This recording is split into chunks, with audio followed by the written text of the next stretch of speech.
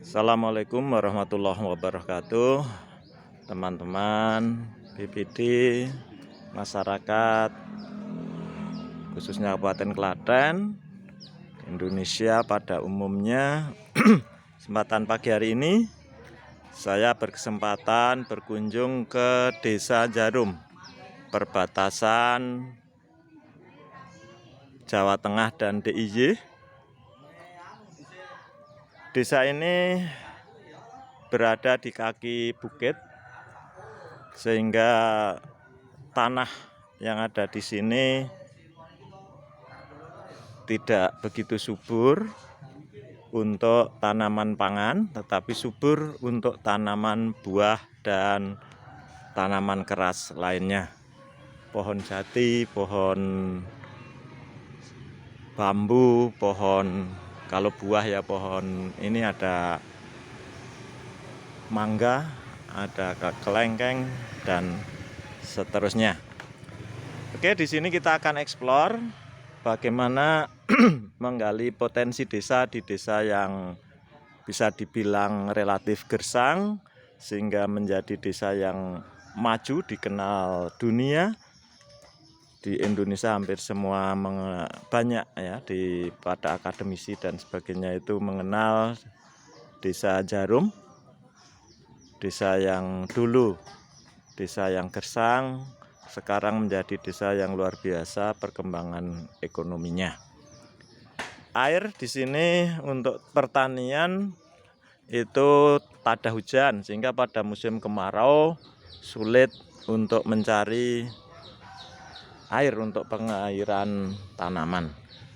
Tetapi berkat kegigihan perangkat desa, masyarakat, dan tokoh-tokoh masyarakat yang ada di Desa Jarum, ternyata bisa mengangkat potensinya sehingga ekonomi masyarakat maju.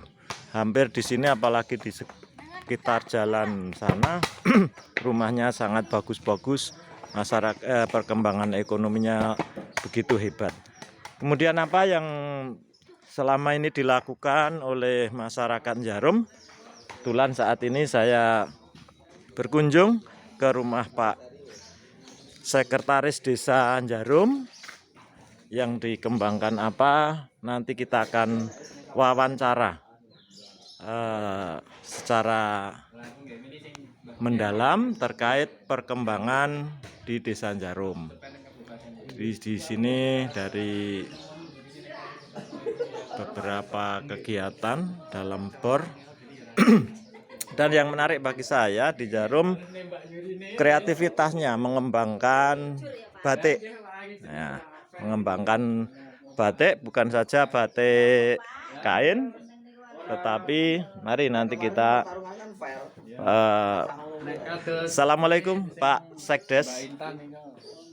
Nah, perkenalkan, ini Pak Sekdes Desa Jarum. Nanti kita sedikit wawancara terkait bagaimana Pak Sekdes dan perangkat desa serta warga masyarakatnya menggali potensi desa sehingga Jarum ini bisa dikenal di seluruh Indonesia bahkan dunia.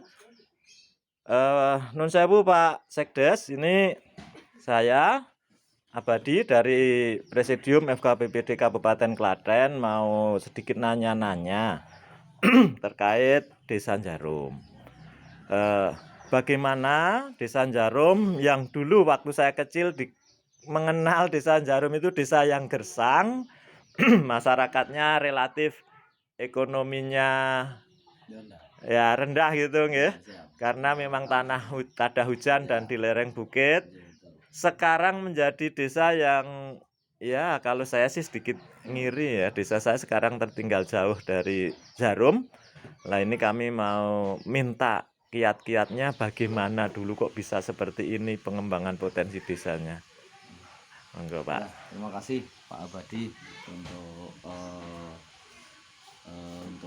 kerawuhannya di desa kami, terutama di Kampung Batik. Jadi untuk Desa Jarum sebetulnya memang betul apa yang disampaikan Pak Abadi tahun 90-an, mungkin dari 80-an itu memang jalannya saja mungkin sulit untuk dilalui oleh kendaraan roda 2 saja sulit. Soalnya Kalau banyak kemarau becek. tanahnya pecah, musim Kalau penghujan kemarau pecah, becek. jelas. Iya. Terus untuk pendapatan per kapitanya juga sangat rendah, karena memang ya itu tadi memang untuk alam tidak mendukung, jadi Betul. memang tanahnya gersang kalau pas kemarau, kalau pas kurang air lah kemarau, tapi kalau pas penghujan itu air cepat hilang, soalnya larinya langsung ke bawah atau ke tanah. Terus untuk pengembangan desa kita itu memang dulu sejarahnya memang ya mungkin dari dulu itu hanya sekitar pemburuh lah, Iya. pemburuh batik, yang pemburuh batik sama pemburuh ngelos benang, sama dulu juga ngecap. Iya. Itu di wilayah Meluk sama juga di wilayah Paseban. Dan lambat laun karena mereka itu dulu buruh basicnya, karena mereka menguasai teknik dalam apa ya, teknik dalam membatik, teknik dalam mewarnai, dan teknik dalam juga dalam proses dalam membuat batik. Makanya dari mereka pengalaman itu terus lambat laun mendirikan batik sendiri di desa kami. Jadi untuk dulu juga ada senior di sini itu seperti Batik Purwanti, dan mungkin seniornya juga dulu bersama dengan Bu Purwanti itu banyak pengusaha yang bergelut di batik, tapi berjalan waktu yang istilahnya di hempas bagaimana banyak masalah, tapi dari Bu Purwanti sampai sekarang masih eksis. Kalau dari itu banyak yang berkembangnya di sini itu. Terus tahun 90-an itu muncul banyak pembatik dan banyak juga perajin batik, dan perajin batik itu tidak hanya cuman batik saja, melainkan sampai proses jadi. Itu sekarang sampai berkembang jadi kisaran sekitar 50-an, dan mereka di rumah rata-rata mempunyai showroom sendiri-sendiri untuk bisa dikunjungi Luar dan untuk biasa itu. memajang hasil produksinya begitu. Itu tentang proses berjalannya waktu, dan sekarang Jarum itu sudah dicanangkan sebagai desa wisata batik atau desa edukasi batik. Jadi sejak dulu dan didampingi oleh Bapeda tahun sekitar 2013 oleh Bapak Profesor Sumitro bersama timnya itu untuk menggali potensi lebih dalam dan mengembangkan desa sebagai desa wisata batik. Itu Pak sampai sekarang, dan sekarang alhamdulillah untuk warga kami itu memang banyak bergelut di batik, dan batik itu adalah sebagai darah penghidupan bagi warga desa Jarum. Terima kasih. Pak, batik itu di mana-mana kan ada Pak nggih. Sementara saya lihat Bapak tidak sungkan-sungkan untuk mendidik mengajar batik pada orang lain. Apa tidak takut adanya persaingan, Pak? Bagi kami itu membagi ilmu adalah penting. Jadi Hebat, ya. penting sekali ilmu itu. Ketika kalau orang tua dulu mengatakan atau punya istilahnya jargon, jadi di gua ora kemerosak, di gembol orang bedosol. Jadi ketika ada orang yang mau berusaha atau istilahnya pengen sekali usaha batik, kita sangat open pengen istilahnya membantu mereka sampai nanti bisa buat, dan syukur bagi nanti bisa jual. Jadi ilmu itu bagi kami tidak akan ada yang namanya rahasia-rahasianan. Jadi ilmu proses batik itu monggo bisa dipelajari. Wong sekarang juga YouTube juga banyak. Jadi untuk belajar batik, walaupun memang ada sentuhan-sentuhan kecil yang mungkin memang ada improve di manusianya itu sendiri, karena batik itu bagaimanapun handmade itu, batik tulis itu. Jadi memang ada karakternya masing-masing. Jadi harapan kami malah batik itu bagaimana tetap lestari sebagai budaya di luhur nenek moyang kita. Jadi jangan sampai cuman sampai kita generasi kita saja, anak-anak generasi ke depan tidak mengenal batik atau prosesnya begitu. Jadi Oke, masalah tadi batik seperti itu. intinya tidak takut disaingi Pak ya. Oh tidak sama sekali. Soalnya, Ini yang luar biasa bagi sekali kita ya. rezeki itu sudah ada yang ngatur. Oke, betul sekali. Jadi Rezeki ini sudah ada gini yang ngatur. Perlu saudaraku, kita aja yang menjemputnya. kita lihat coba di sini ada anak-anak yang belajar membatik. Ini dari sekolahan lain, ini dari Rota ikut batik. Ternyata dengan pemahaman yang begitu mendalam, Pak Sekdes ini menyampaikan bahwa open untuk belajar batik. Dan yang lebih luar biasa di sini saya melihat ternyata di Jarum itu bukan hanya batik kain, Pak ya. Iya. Ini saya lihat ada beberapa macam jenis batik. Napa mawon Pak yang dikembangkan? Batiknya itu kalau batik jelas itu batik tulis. Jadi semua cuman medianya saja. Medianya itu tidak cuman di kain kalau di Jarum. Jadi medianya itu ada yang media di kayu, ada juga di keramik, ada juga di gerabah, ada juga yang sekarang baru tren itu ada di payung. Gitu. Tapi semua itu di dalam media-media itu pasti ada sentuhan-sentuhan kecil yang beda perlakuan ketika di kain, ketika di kayu, ketika di kulit ataupun ketika di gerabah itu ada istilahnya sentuhan. Tapi yang jelas monggo kalau mau edukasi ke tempat kami Desa Jarum, kita sangat berterima kasih soalnya memang dari untuk pandemi ini setelah sudah dibuka agak longgar sama pemerintah, kita sudah menerima beberapa kunjungan untuk edukasi seperti dari SMP Speak First, juga dari SMK Boyolali, juga mungkin ada jadwal-jadwal lagi ke depannya untuk kunjungan di desa kami untuk edukasi batik. Oke. Tadi disebutkan ada batik kayu, ini ya media kayu. Di sana itu mbak-mbak dari Rota, SMK Rota Mbayat. Ini batik di payung yang sedang tren. Ini penggemar dari luar negeri. Ini produk ekspor. Selanjutnya kita lanjutkan wawancara dengan Pak Sekdes, Pak Yanto. Setelah ini nanti Pak, bolehkah saya untuk ikut melihat ke showroomnya batik kayu ini Pak? Boleh Pak. Terima kasih Pak ya. Oke saudaraku, mari kita lihat seperti apa showroomnya Pak Yanto dan kegiatan di belakang. Ternyata tadi saya menengok juga kegiatan banyak orang ini di depan rumah, supaya teman-teman juga ikut merasakan aura kebahagiaan ini karena majunya Desa Jarum. Yang sudah saya ceritakan bahwa saat saya kecil Jarum itu daerah pinggiran yang relatif ya tertinggal gitu. Ternyata sekarang setelah saya melihat luar biasa, menemukan potensi desa yang bisa mengangkat desanya. Monggo Pak, bareng badhe ningali showroomnya. Mari kawan, kita lihat ke showroomnya Pak Yanto.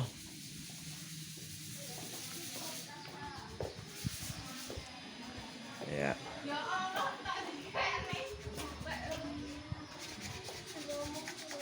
Assalamualaikum. Ya. Saudara, ini showroom kita tunjukkan topeng. Ya, ini batik topeng dari kayu. Begitu bermacam, bervariasi. Gantungan kunci.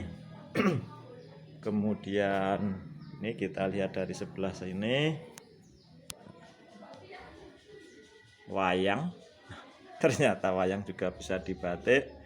Ini tempat congklak ya. Ini piring nasi Pak ya? Piring nasi. Hebat luar biasa ini. Restoran. Ini bahan mentah kawan-kawan. Ini asbak. Kemudian ini untuk baca Al-Quran itu. Ini nampan. Ini bahan mentah ke sana yang sudah jadi. Ini contoh sampel sudah jadi. Luar biasa. Kalau batik segini ini selesai berapa jam, Pak? Atau sehari itu dapat berapa, Pak? Sehari paling ya dapat 2 lah, Pak. Sehari dapat 2. Ya, bagus. Ini bagus-bagus sekali. Kalau motifnya Ya. simpel 2-3 dapat. Kalau motifnya penuh biasanya ya sampai 1 hari. Ya, ini topeng. Kalau di kayu, kalau di kain biasanya setengah bulan. Ya. Ini cenderamata bagus-bagus sekali teman-teman. Monggo kalau cari cenderamata nanti bisa ke Pak Yanto Jarum. Ini kebetulan ada kartu nama, Pak ya. Oke, satu nama. Nah, nih bisa dilihat, bisa dihubungi. Ya, ini tempat Bapak nama apa? Kartu nama, tempat tisu, tempat rokok. Luar biasa. Ini gelang, Pak nggih. Oke, Gelang-gelang. sekarang sudah ada redup. Ya, dulu Tahun saat 2000-an. tahun 2000-an ini sempat viral, booming, sekarang ganti. Nanti biasanya model sama motif baru. Ini butuh kreativitas dalam pengembangannya teman-teman. Kalau usaha sekali tidak dikembangkan biasanya tertinggal. Maka Pak Yanto begitu percaya dirinya, ilmu harus dikembangkan dan rezeki sudah ada yang mengatur sehingga bersedia untuk berbagi ilmu. Nah, semoga nanti semakin besar. Mangkok. Nah, ini untuk Mangkok di apa ya, Pak? Di salon salon. buat cuci kaki. Oh iya. Itu. Mangkok media apa? Mediatornya besar. Iya. Diameternya. Diameternya gede. Ini bahan mentah dan seterusnya. Ini tempat tisu. Nah, luar biasa sekali. Yang dulu kita tidak begitu mengenal, ternyata setelah berkunjung ke dalamnya Pak Yanto dengan media bambu, media kayu yang lain, luar biasa. Tambah nilai jual. Iya, untuk meningkatkan nilai jual. Ini wayang satuan kecil-kecil. Ini untuk hiasan semar mesem, tapi bukan dari emas atau kuningan, tapi dari kayu. Ternyata bagus sekali. Nah, inilah ya. Peso surat itu ketika dulu belum ada WA sama SMS. Itu Yang tren dulu untuk membuka surat para pejabat. ya ini Pak ya. Peso surat. Kreativitasnya luar biasa. Ya, ini burung. Hebat ini patung dan seterusnya. Dan mari kita lihat di bengkel kerjanya. Luar biasa. Nah, ini saudaraku, mbak-mbaknya yang cantik-cantik sedang berkarya. Ya, itu namanya Mbak Wening. Tetanggaan sama Iya. Mbak, ini bahan apa nih, Mbak? Mangkok ya? Ini menyiapkan bahan mentah, mangkok mie, dawet juga boleh. Nah, itu anti toksin, Pak. oh ya, anti toksin. Bersentuhan dengan makanan udah nggak beracun. Ya, ini dari kayu mauni, Pak ya? Kayu mauni ada, dari kayu jati ada. Oh ya, jati ini, jati. Ini nanti semua dibatik, Pak? Enggak, kalau ini pesanan natural. Oh, ini natural. Nah, ini batik payung. Ini pesanan untuk ekspor teman-teman. Nah, luar biasa menembus pasaran ekspor di masa pandemi.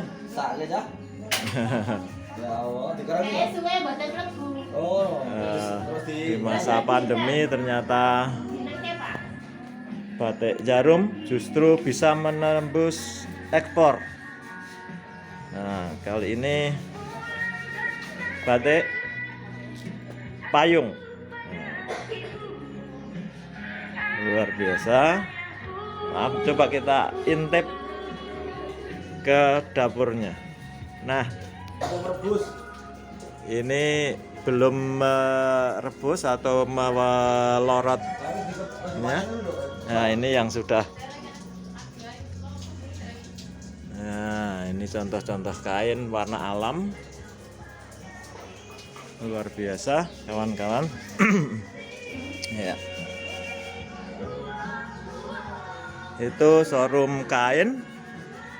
Nun sewu pareng ningali Pak nggih. Nggih. Ini showroomnya yang kain.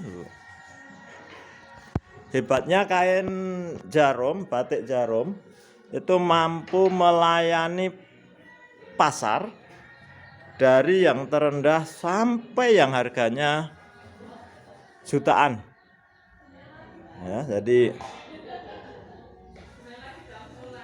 bukan saja rakyat kecil yang bisa menikmati batik, tetapi yang harga mahal sekalipun memang ada. Ini wayang semua, ini batik kayu ya, luar biasa. Ini kain-kain, ini yang payung yang sudah jadi, motifnya bervariasi ya, luar biasa sekali. Nah, monggo yang menghendaki sindur melati ya, ini silakan. Ini sindur melatinya di sini ya, motifnya macam-macam, tinggal pilih batik warna alam, yang warna alam. Jadi sampai yang harganya mahal, kalau saya sudah tidak mampu membeli pun di sini ada. Tetapi yang terjangkau juga banyak. Jadi luar biasa. Jadi menyediakan untuk warga yang ekonomi seperti saya juga banyak. Nah, ini